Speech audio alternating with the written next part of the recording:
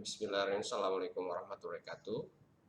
Alhamdulillahirrahmanirrahim. Kita kembali lagi dalam mata kuliah komputer akuntansi, di mana dalam mata kuliah komputer akuntansi ini kita akan belajar mengenai software akurat ya, software yang memudahkan kita dalam melakukan pelaporan atau pencatatan laporan keuangan ya, membuat laporan keuangan jadi mudah, tidak perlu lagi kita melakukan secara manual, tetapi dengan dibantu aplikasi akuntansi ya yang sudah kekinian, jadi kita bisa menganalisis laporan keuangan dengan cepat ya, sebagai dasar perusahaan mengambil sebuah kebijakan. Oke, kita lanjut. Kemarin kita sudah belajar bagaimana membuat akun. Nah, ya, kita sudah masuk kemarin, kita buat database, buat akun, lalu buat database. Nah, kita akan pelajari modul-modul apa saja yang tersedia di dalam Akurat. Oke, baik, kita masuk ke dalam database yang telah kita buat terlebih dahulu.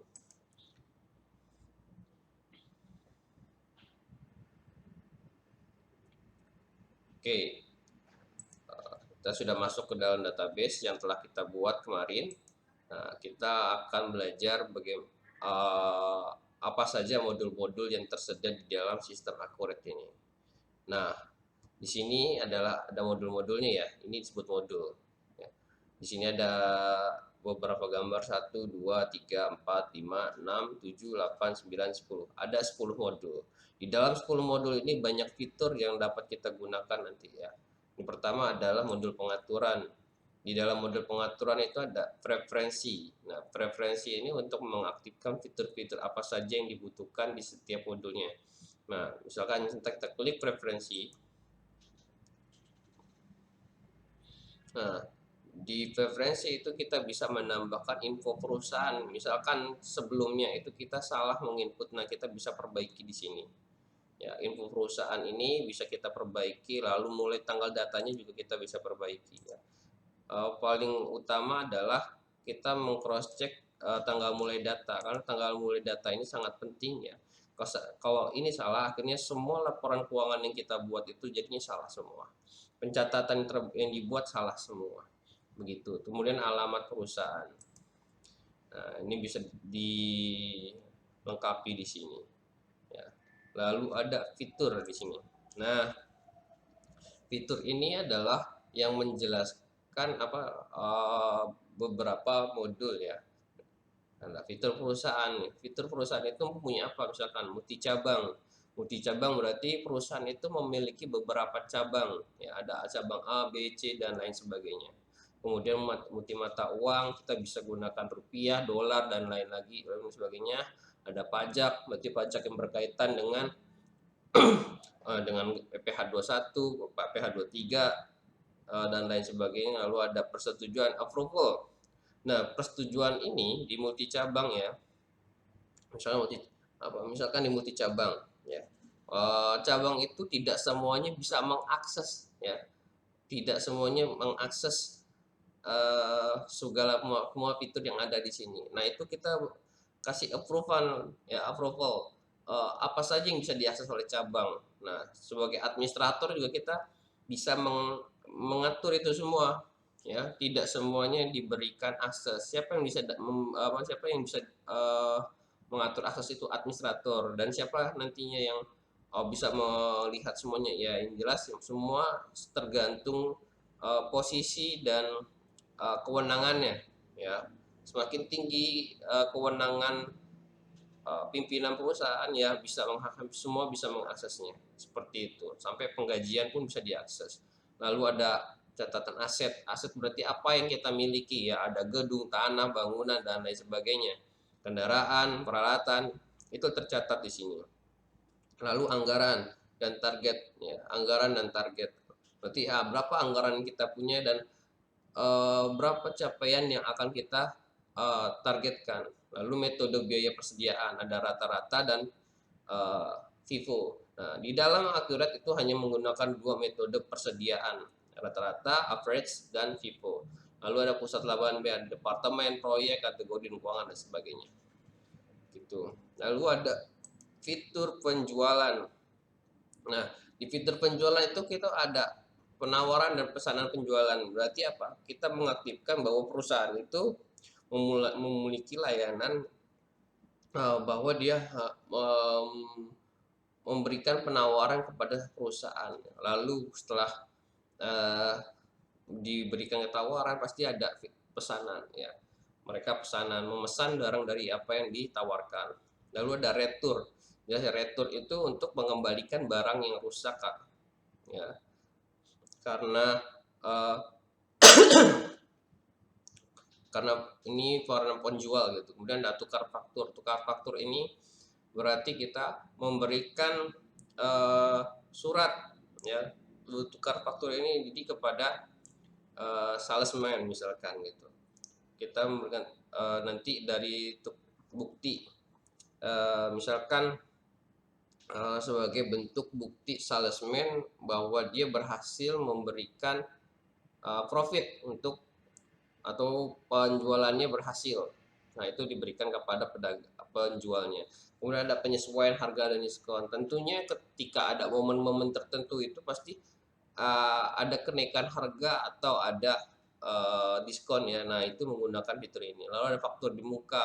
Nah, faktur di muka ini uh, kita mengirim barang, mengirim apa, pembayaran itu kita mau melakukan pembayaran terlebih dahulu baru barang dikirimnya ya. Jadi mendahului pengiriman. Lalu ada tenaga penjual, tadi disebutkan bahwa nanti tenaga penjual itu menggunakan tukar faktur sebagai bukti mereka berhasil menjual barang yang dijual kepada pelanggan. Lalu ada klaim pelanggan. Klaim pelanggan itu barang uh, barang rusak gitu, dikembalikan. Lalu ada pengepakan barang, ada konsinyasi barang. Nah, konsinyasi kita berarti uh, naruh barang kepada orang itu, kemudian menggunakan jasa pengiriman dan syarat pembayaran. Nah, di fitur pembelian ada pesanan pembelian, klaim pemasok ya. Pesanan pembelian nanti kita memesan kepada pemasok ya. Ada klaim pemasok juga, mengklaim barang yang dikirim oleh pemasok. Terus ada daftar harga pemasok, tagihan di muka. Berarti kalau tagihan di muka itu bersama dengan eh, faktur di muka. Berarti kita bayar dahulu. Kalau di sisi penjual tadi kita menerima pembayaran ya, ini membayar terlebih dahulu sebelum dikirim barangnya. Lalu ada biaya pembelian oleh pemasok. Kemudian di fitur persediaan ada permintaan barang, bukti gudang. Permintaan barang berarti ada orang yang permintaan barang ini dari gudang ya. Gudang ini kan posisinya di first line ya, di baris pertama, yang dia tahu jumlah kuota barang yang tersedia itu berapa. Nah, ketika barang berkurang, bagian gudang itu akan meminta ke bagian pemesanan. Seperti itu. Lalu ada multi gudang. Gudangnya punya gudang A, B, C, D, sampai workshopnya itu. Terus ada multi satuan barang itu ada visi, set, dan lain sebagainya. Kemudian resel produksi, produksi sederhana. Nah, kemudian ada fitur pajak. Nah, di pajak ini ntar kita atur nih, pajak apa nih, pajak apa saja. Kemudian ada NPWP, tipe usahanya apa, lalu alamatnya di mana, lainnya. Lalu di penjualan, informasi fitur barang saat retur, lalu ada pelanggan baru termasuk pajak baru, selalu termasuk pajak. Nah, ini fitur di modul pembelian, ini ya, menyesuaikan faktur nanti jurnalnya, ini beban pokok penjualan, penerimaan barang, terus ada pembatasannya.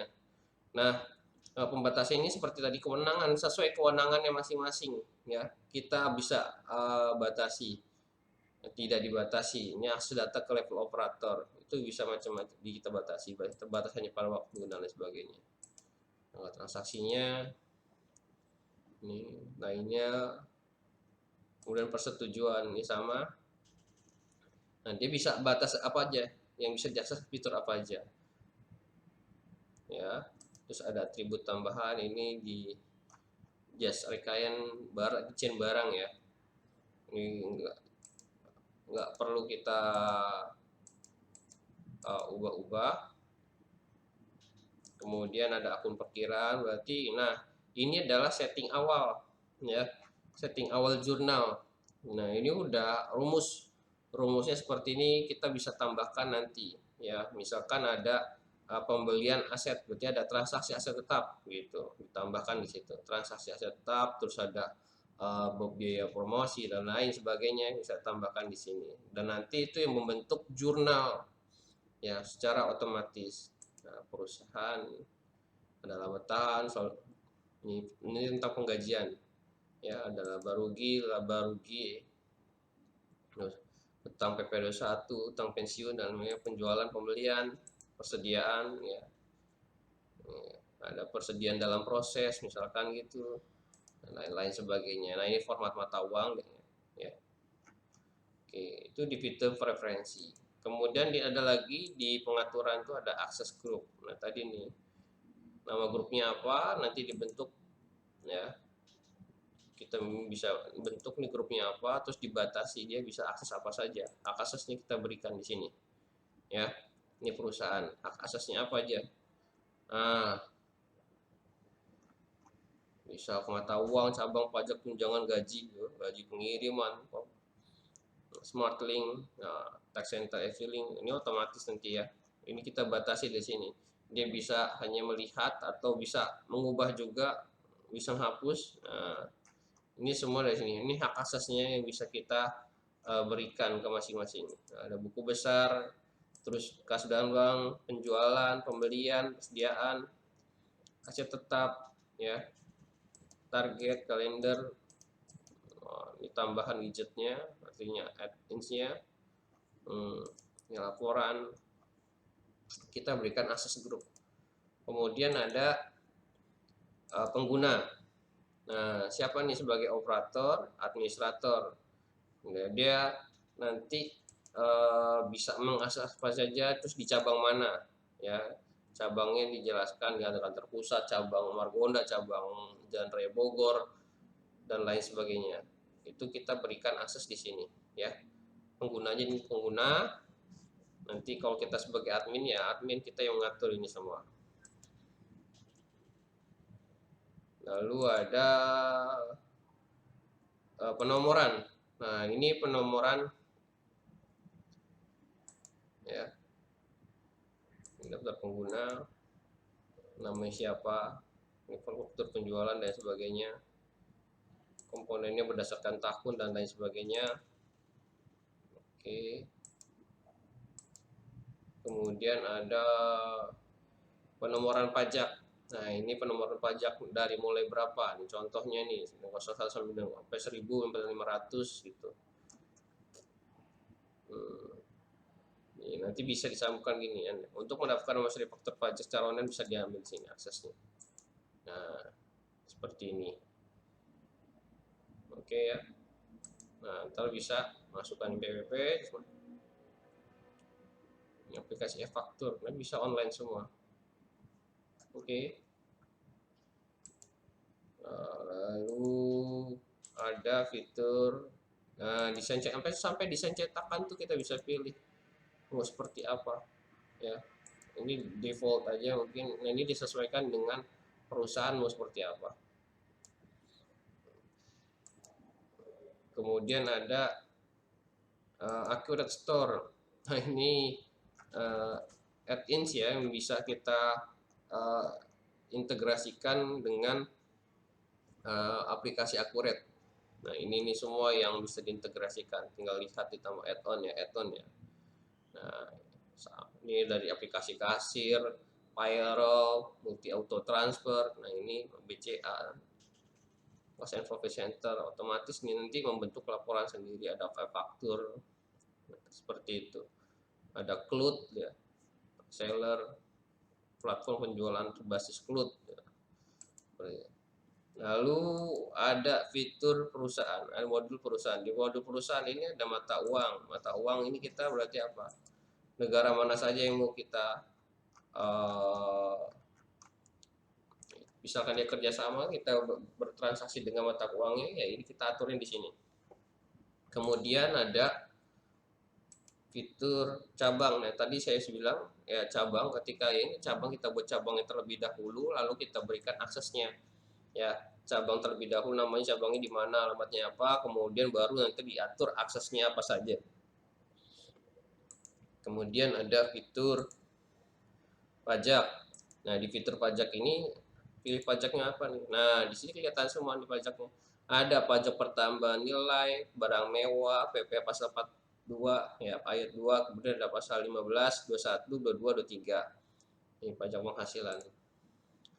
Lalu ada fitur apalagi? Ada syarat pembayaran. Nah, syarat pembayaran misalkan dia akan mendapatkan diskon jika membayar kurang dari 10 hari. Nah, ini kita atur di sini. Masa temponya 10 hari ya. Jika antara tanggal 1 sampai tanggal 10, bisa 10 hari, masih jatuh temponya 30 gitu. Lalu ada fitur pengiriman. Nah, pengiriman itu menggunakan apa? Siapa mau ya pengiriman jasanya apa? Jasa apa? Lalu ada fitur FOB. Ya, nanti ditulis di sini mau pakai apa. Nah, lalu ada fitur gaji dan tunjangan. Nah, kita mengatur gaji ya, nama gajinya apa, dia masuk di dalam apa nih, tipe gajinya masuk apa. Oke, dia masuk gaji pensiun kah, tunjangan PPh, subsidi dan lain sebagainya, banyak ini semua sudah diatur, tinggal nah, ini sampai akun ini. Nah, tinggal masuk kemana dia akunnya, ya, potong bulanannya berapa. Oke, gitu. Lalu ada fitur karyawan. Nah, di sini kita membuat karyawan ya. Membuat karyawan, nama siapa, dia masuk kapan, dia bertugas sebagai apa. Kalau penjual di checklist di sini karena nanti berkaitan dengan komisi penjual, posisi jabatannya apa. Sampai WhatsApp, ya alamat, pajak penghasilannya apa saja nih, sampai NPWP, kena PTKP-nya berapa, statusnya juga bisa diatur di sini. Lalu ada status PTKP-nya, kawin, tanggungan dan lain sebagainya, PPh dihitung mulai kapan. Lalu ada rekening gajinya. Nah, ini berkaitan dengan gaji dan payroll, nanti payroll gaji. Nah, jadi otomatis semua bisa diatur di sini. Lalu kemudian di akun perusahaan ada lagi namanya transaksi berulang. Nah, transaksi berulang ini yang berkaitan dengan transaksi yang nominalnya sama setiap bulannya, ya. Setiap bulan atau setiap minggu, setiap hari itu bisa diatur di sini, ya. Bisa kita tambahkan di sini berdasarkan transaksi, nanti diatur misalkan di jurnal umum ya. Biasanya itu adalah transaksi-transaksi yang bukan transaksi utama. Nah, transaksi utama itu adalah yang berkaitan langsung dengan produksi ya, berarti pembelian dan penjualan itu adalah transaksi utama. Nah, transaksi ini adalah transaksi misalkan kita membayar asuransi selama 12 bulan ya. Nah, itu kan nominalnya tetap. Nah, ini kita bisa aktifkan fitur transaksi berulang. Oke. Lalu ada fitur apa lagi? Di sini ada fitur kontak. Nah, kita juga bisa membuat database di sini ya.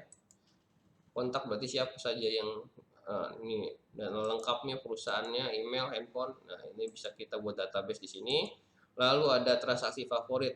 Nah, ini juga transaksi favorit atau transaksi yang sering keluar ya. Transaksi yang sering keluar.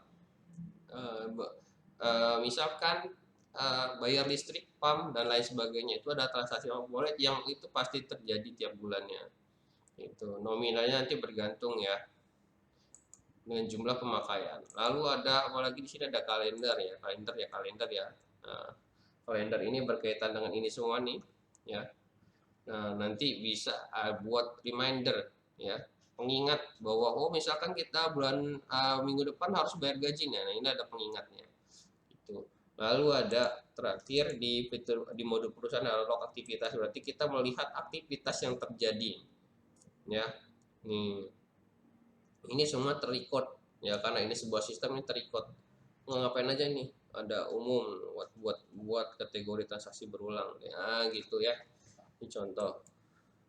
Lalu ada modul buku besar. Nah, modul buku besar ini ada namanya akun perkiraan. Akun perkiraan ini nama akun ya. Nih, nama akunnya nih. Nah, ini disebut akun perkiraan, nama rekening akun.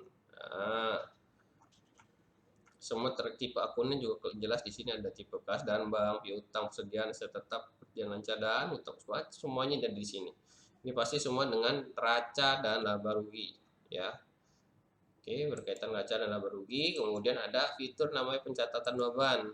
Nah, ini mencatat beban-beban apa aja nih yang dimiliki ya. Nah, ada PPh bebannya PPh berapa, utang gaji misalkan kan, ada PPh Kuarang, utang pembelian, PP23, PP4 pembelian. Nah, ini nama juga pencatatan beban. Menyakui. Lalu ada pencatatan gaji. Nah, ini pencatatan gaji bulanan misalkan. Nah, nama siapa? Tinggal ambil di sini. Klik ambil. Nah, atas nama siapa karyawannya. Gitu. Dia statusnya sebagai pegawai tetap. Nah, ini kita atur. Kita bisa ambil dari sini. Nah, ntar kita lihat di sini pendapatannya berapa, terus pajak penghasilan berapa, gaji dibayarkan berapa, itu otomatis. Ya, bisa kita create di sini, bisa kita lihat ya, kita lihat. Lalu ada fitur jurnal umum. Nah, ini menjurnal, artinya kita mengakui sebuah transaksi. Misalkan tadi asuransi, kalau transaksi asuransi berarti kan ada penyesuaian ya, artinya ada beban yang harus diakui. Misalkan kita membayar asuransi selama 1 tahun ya kan. Nah, dalam 1 tahun itu pastikan tiap bulannya kita harus mengakui besaran beban ya. Nah, itu dilakukan di sini gitu ya. Misalkan transaksi asuransi, beban asuransi pada asuransi dibayar muka. Contoh lagi, nah ini anggaran, ini mengenai anggaran. Ini anggaran dari mana, angkut pikirannya apa, nah ambil di sini ya. Lalu ada fitur history akun. Nah, ini history akun. Nah, dari mana nih? Berapa nih history akunnya, maksudnya berkaitan dengan kan transaksi berjalan ya. Nah, yang menggunakan kas kecil itu apa saja. Nah, ini bisa kita cek di sini. Oh, tanggal berapa mutasi kemana, nah, tipe transaksinya apa, itu terlihat di sini. Lalu ada fitur, nah ini aktivitas jurnal, sama tadi melihat kegiatan pembuatan jurnal. Ya. Lalu ada di sini ada modul berikutnya, modul kas dan bank. Kas dan bank ini ada namanya pembayaran dan penerimaan. Nah, pembayaran berarti kita membayar, ya kita bisa membeli barang di luar produksi utama, misalkan kita beli AC dan lain sebagainya, itu pakai ini, pakai modul pembayaran. Ya, contoh beli AC. Nah, kita beli di sini nanti diakui. AC kan sebagai aset tetap ya, nanti diakui sebagai aset tetap di peralatan, kategorinya adalah peralatan. Nah, terus ada penerimaan, berarti kita menerima mendapatkan uang ya, itu dari transaksi bukan transaksi utama. Misalkan ada penerimaan bunga bank gitu, ada penjualan apa, penjualan barang aset gitu. Nah, ini dari sini. Lalu ada apa lagi sini, ada transfer bank. Transfer bank ini kita ingin menggunakan fitur bahwa kan kita mau transfer uang dalam bentuk rupiah ke misalkan dolar, ini menggunakan ini berkaitan dengan mata uang asing. Lalu smart e-banking. Nah, smart e-banking ini kita mengintegrasikan, kita mau pakai apa nih. Nah, mau pakai bank apa, nomor rekening berapa, diintegrasikan di sini. Kaitannya dengan akun apa, itu di sini. Smart Link. Jadi udah komplit banget. Ini cukup lengkap, akurat ini. Kita bisa menggunakan Smart Link e-banking. Jadi nggak perlu repot-repot lagi manual ya, terpisah dengan sistem. Nah, ini ada rekening koran. Nah, rekening koran bank. Nah, ini bisa kita akses dari sini karena sudah ada kerjasama. Contoh tadi BCA, dari mana nih rekeningnya, dari mana, bank apa, itu kita bisa akses dari sini. Lalu ada history bank, berarti transaksi ya, transaksi yang dilakukan oleh bank kita bisa cek juga dari sini tiap transaksinya. Lalu ada rekonsiliasi ya, ini tiap bulannya di rekening bank segini, ini jurnal akurat segini. Nah, ini bisa langsung di sini ya, udah luar biasa lah, kita bisa melakukan rekonsiliasi langsung dalam software ini, jadi sangat-sangat memudahkan, nggak lagi manual pakai Excel ya. Lalu ada fitur penjualan. Di fitur penjualan ada penawaran penjualan. Nah, di penawaran penjualan ini maksudnya adalah kita menawarkan barang kepada konsumen ya, baik itu di workshop ya, workshop langsung ke sebuah perusahaan atau lewat salesman ke perusahaan yang menggunakan fitur penawaran penjualan. Lalu ada pesanan penjualan. Nah, ketika sudah ditawarkan kemudian memesan, nah ini pakai ini, nanti tinggal klik ambil dari penawaran. Nah, seperti itu. Oke. Nah, lalu ada pengiriman pesanan, berarti kita mengirim barang ya. Lalu uang muka penjualan, menggunakan uang muka penjualan ini berapa nih pada pesanan itu kita membayar berapa. Nah, ini diatur di sini uang muka penjualan, dibayar berapa sama pembeli gitu ya.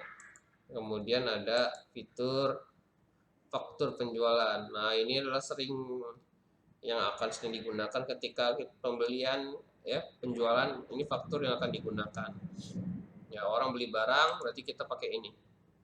Terus ada soal misalkan memberi faktur, nanti buat faktur penjualan dari hasil pesanan ya, ambilnya di mana, pesanan, pengiriman, favorit, tergantung prosesnya sudah sampai di mana gitu. Lalu ada fitur apalagi di sini, penerimaan penjualan. Penerimaan penjualan berarti konsumen melunasi piutangnya ya, melunasi hutangnya kepada kita. Lalu ada retur berarti membalikan barang yang rusak gitu. Ada kategori pelanggan. Nah, pelanggan ini bisa dikategorikan, dia masuk pelanggan apa nih, kita buat kan.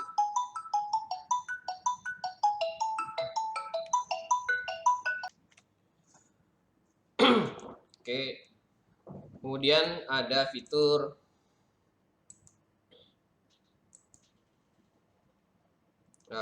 ada kategori penjualan, penjualannya masuk kategori apa. Nah, ini macam-macam ya. Kemudian ada fitur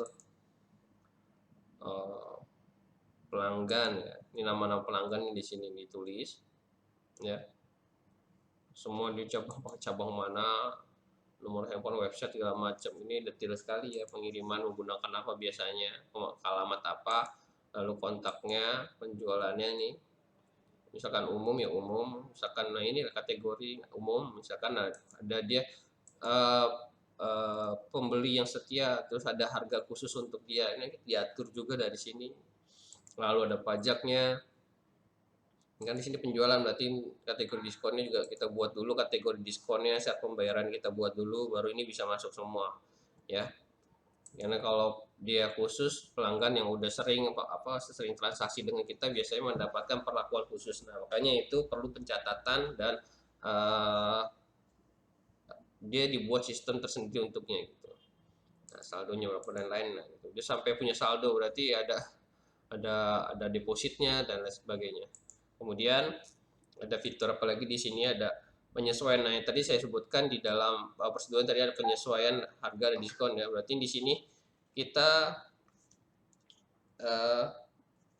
kadang kan harga bahan, misalkan harga bahan baku naik. Nah, ini yang disesuaikan di sini. Misalkan per 1 Januari nanti harga naik, berarti kita atur di sini. Lalu ada komisi penjual ya. Ini bisa diatur gini, harganya berapa, pilih apa.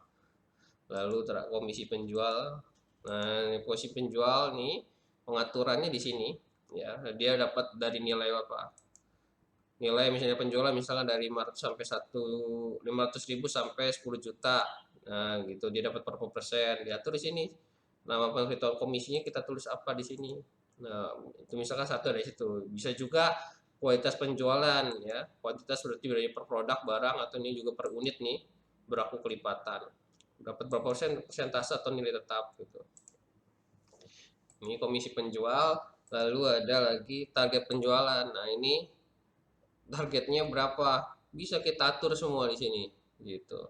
Per barang, per kategori barang, cabang, atau pusat, semua bisa kita atur. Nah, inilah lengkap ya, cukup lengkap. Kemudian ada tadi smart linknya Pak sini. Nah, Smart Link e-commerce ya, artinya di sini uh, Accurate ini sudah bisa diintegrasikan dengan e-commerce yang kita miliki ya. Ini jika apa nih ya, di link kita di Tokopedia, Bukalapak, Shopee, JD. Nah, ini sudah bisa semuanya diintegrasikan. Oke, jadi enak banget memudahkan kita dalam uh, membuat laporan keuangan. Sampai ada ongkir dan fee kan gitu. Lalu ada, nah masuk ke modul pembelian. Di modul pembelian itu ada pesanan pembelian. Nah, pesanan pembelian ini berarti kita memesan barang kepada pemasok ya. Tuh, kita pesan barang pada pemasok, pemasoknya siapa.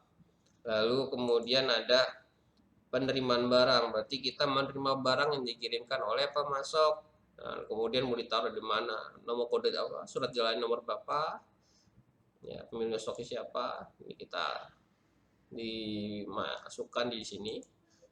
Lalu ada uang muka pembelian, berarti kita memberikan deposit kepada pemasok. Nah, kita atur di sini kasih uang berapa, lalu proses pembayaran. Ya, lalu ada faktur pembelian. Nah, sering kita menerima faktur dari pemasoknya, kita taruh input di sini. Ya, lalu proses dia kalau tunai berarti kita langsung proses pembayaran, kalau nggak tunai berarti kalau kredit ya, kalau kredit langsung simpan, isi semua tinggal simpan seperti itu. Lalu ada pembayaran pembelian. Pembayaran pembelian berarti kita membayar hutang ya, membayar hutang kita kepada pemasok. Itu pembayaran ke berapa, ke siapa, menggunakan bank apa, metode bayar, nah, cek giro transfer, nah, nilai pembayaran berapa, misalkan cicil di sini bisa juga. Jadi otomatis mengupdate fakturnya. Lalu ada, nah retur pembelian berarti kita mengirimkan barang yang rusak ya. Itu. Lalu ada fitur apa lagi? Allahu Akbar. Lalu ada fitur di pembelian, ada fitur harga pemasok. Nah, ini kita melihat harga pemasok ini ya, kita punya daftar pemasok ya dengan berikut dengan barang-barang yang dijualnya. Nah, ini kita bisa lihat di sini misalkan harga barangnya apa, kita cek di sini harganya berapa. Kalau sudah pemasok berarti kan langganan ke kita. Otomatis kita punya harganya berapa, karena itu ntar berkaitan dengan menghitung biaya yang akan dikeluarkan perusahaan dalam membentuk sebuah barang gitu. Dan waktu barang yang menjadikan persediaan sebagai barang yang akan dijual. Lalu ada fitur, nah kategori pemasoknya kategori A, B, C lah. Itu diatur sesuai dengan kebutuhan kita. Lalu ada fitur, nah nama pemasok ya, ini pemasoknya kategorinya apa, masuk apa ya. Nah, ini diatur di pemasok. Jadi buat kategorinya terlebih dahulu baru nama pemasoknya kayak gitu. Lalu ada fitur, ada modul persediaan. Di modul persediaan itu ada permintaan barang. Ya, permintaan barang berarti ini dari gudang. Nah, permintaan barang ini gudang. Jadi kalau perusahaan-perusahaan itu nggak langsung dari workshop itu minta barang. Nah, kalau workshop ya, kalau perusahaan itu punya gudang berarti dari gudangnya, karena gudang yang tahu stok barang yang ready itu berapa. Itu. Jadi langsung diajukan kepada bagian pemesanan barang ya, karena dia menggunakan metode first in first out atau average. Nah, dia nggak tahu semua di lapangan itu seperti apa. Nah, dia baru meminta untuk pembelian barang. Karena gudang itu nggak boleh kosong. Kalau gudang kosong berarti itu akan menambah beban untuk perusahaan tersebut. Lalu ada pemindahan barang. Nah, pemindahan ini kan sering kita ya, ada pemindahan dari gudang A ke gudang B. Terus ada dari gudang B ke workshop atau langsung ke outlet ya. Nah, ini kita di sini. Nah, pakai fitur ini. Lalu ada fitur penyesuaian persediaan. Nah, penyesuaian persediaan ini terkadang berkaitan dengan barang yang nanti bisa barang rusak ya, barangnya itu rusak atau barangnya itu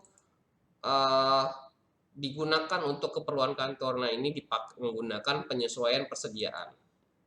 Ya, berarti kan harus dicatat ketika barang itu digunakan untuk kepentingan kantor, itu barang harus dicatat. Nah, pencatatannya menggunakan fitur tersebut. Lalu ada pekerjaan pesanan. Nah, seringkali ketika perusahaan berjalan ya, jualan produknya, ada orang yang ingin beli produk itu tapi maunya sesuai request dia. Nah, itu menggunakan pekerjaan pesanan. Misalkan beli bangku, bangku pengen ada sayapnya, kan custom nih namanya. Nah, itu masuk ke dalam pekerjaan pesanan. Lalu ada penambahan baku ya, penambahan baku berarti dari pemasok ya, penambahan bahan baku ke gudang pilih. Ya, ini waktu dalam masa berjalan ada penambahan baku. Lalu ada penyelesaian pesanan. Nah, ini berkaitan tadi. Berarti dari barang yang kita custom itu kalau selesai ya udah yuk dibuat selesai biar apa bisa dijual kayak gitu. Lalu ada perintah stock of name. Nah, kalau mau stock of name itu nggak langsung stock of name, ada perintahnya dulu baru bisa kita upload hasil stock of name-nya ya. Perintah berarti ntar keluarnya surat nih. Dari mana? Nah, misalnya gudangnya gudang apa? Karena nanti dilaporkan ada pencatatannya. Itu dari hasil stock name ini lah masuk ntar di input di dalam hasil stock of name perintah ada nomor berapa. Nah, ini masukin barang apa yang hilang nggak rusak macam kertas keterangan nanti. Kuantitasnya berapa satunya melalui itu. Lalu ada barang dan jasa. Barang dan jasa berarti produk yang kita jual nih ya. Produk kita jual barang apa saja yang kita jual. Kita putar masukkan di sini nih masuk kategorinya apa berarti buat kategorinya terlebih dahulu baru kita buat nama barangnya seperti itu. Lalu ada gudang.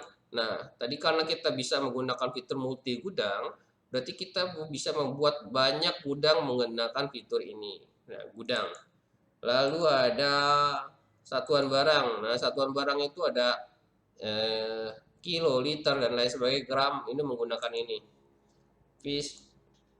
Lalu ada kategori barang. Nah, tadi saya sebutkan ketika kita membuat produk, berarti membuat nama produk, berarti kita buat kategori barangnya dulu. Misalkan ada kategori barang kita jualan ada kamera, ada tripod, ada lensa. Berarti kategori barangnya ada kamera, tripod, dan lensa. Nah, kamera itu macam jenisnya kan. Nah, itu masuk di nama barang.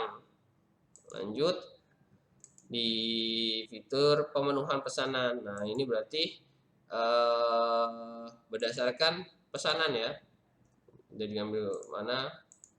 Kemudian ada barang pergudang ini untuk mencek ya, mencek artinya ada kontrol, kita melihat barang itu di gudang apa barang apa saja ya, jumlahnya berapa, ada di gudang mana ya. Ini pakai fitur ini barang pergudang. Kemudian ada barang stok minimum. Nah, ini kita buat nih barang itu harus ada sekian ya. Kalau sudah sampai stok minimum ya berarti dia harus diisi lagi. Nah, ini buat di sini diatur kan barang keluar itu berapa semua tercatat. Lalu ada aset tetap. Nah, aset tetap berarti yang berkaitan dengan bangunan, tanah, kendaraan, peralatan yang digunakan oleh perusahaan. Nah, di sini dicatatnya. Kemudian ada kategori aset. Nah, sebelum kita membuat aset tetap ya, nah barang berarti kita buat kategori asetnya dulu. Itu misalkan kita punya mobil motor ya, mobil itu ada apa aja, ada Innova, ada Rush. Nah, itu masuk kategori, berarti kategorinya mobil. Itu. Terus ada kategori aset tetap pajak. Nah, ini juga sama nih. Ini masuk pajak apa nih? Ya, di sini lalu ada perubahan aset tetap nih kalau ada mau dijual ya. Itu. Perubahan. Kemudian ada disposisi tetap nih. Nih disposisi tetap artinya ada barang yang dijual nih, jual atau dibuang. Misalkan dijual ya jual, taruh harganya berapa, menggunakan akun apa. Lalu ada apa di sini? Oh, kita juga pindah aset ya. Lalu ada aset per lokasi. Pindah aset dipindahkan kemana asetnya? Kita catat di sini. Ya, misalkan tadi mobil Innova ini ada di kantor pusat, ingin dipindahkan karena kantor pusat ingin beli mobil baru, daripada itu mobil nggak kepake, ya mobil itu dipindahkan ke cabang seperti itu. Dicatatnya di cabang tadinya. Aset per lokasi ini kita bisa cek aset per lokasi itu. Misalkan di pusat tuh ada apa aja. Ini catatnya di sini. Lalu ada ini yang berkaitan dengan Smart Link Text. Nah, ini berkaitan dengan nanti aplikasi pihak ketiga. Ya, misalkan ya feeling. Nah, hubungkan, misalkan gitu. Baca pelaporan, nih, DWP-nya berapa. Ini ada tunjuk pelaporan melalui akurat online. Nah, ini ada caranya juga. Nah, unduh surat certifikat ini caranya semua udah tersedia di sini. Ya, makanya ini berkaitan dengan pihak ketiga, seringkali dalam pelatihan ini jarang digunakan, tapi sering kalau ada daminya pakai dami. Tapi kalau nggak ada pakai dami ya udah nggak usah. Ya, karena ini berkaitan dengan transaksi pihak ketiga agak sulit juga uh, untuk prakteknya ya. Jadi dalam sertifikasi itu berfokus pada penjualan pembelian sampai sini saja lah persediaan. Kalau tax enggak, macam-macam ya dari billing semua ada petunjuknya nanti. Nah ini kayak gini memang faktur juga kita masukkan di sini. Lalu ada daftar terakhir ada daftar laporan. Nah daftar laporan ini tadi ada pajak dan lain sebagainya, ada daftar laporan yang ini memuat semuanya. Ya ada keuangan berarti ada laba rugi, neraca, rasio keuangan, grafik perbandingan nilai laku. Nah ini langsung bisa kita analisis nih. Ini hebatnya sebuah kemudahan menganalisis laporan keuangan itu menggunakan sistemnya ini. Kita bisa menganalisis secara cepat, real time gitu. Itu hebat banget. Jadi kalau kita manual itu kan memakan waktu panjang ya. Nah, sekarang itu udah mudah karena semuanya itu udah terbantu oleh sistem gitu. Ke depan lagi dikembangkan bagaimana sistem keuangan itu terintegrasi atau dimudahkan dengan yang namanya artificial intelligence. Nah, itu nanti mungkin ada penambahan kurikulum di kita seperti itu. Ada buku besar tanpa biaya, ada buku besar nih, historinya semua ada sini. Menjual sampai pajak, aset tetap semua ada di sini. Ya, itulah sekilas mengenai modul-modul yang ada di dalam fitur Akuret ya. Terima kasih. Assalamualaikum warahmatullahi wabarakatuh.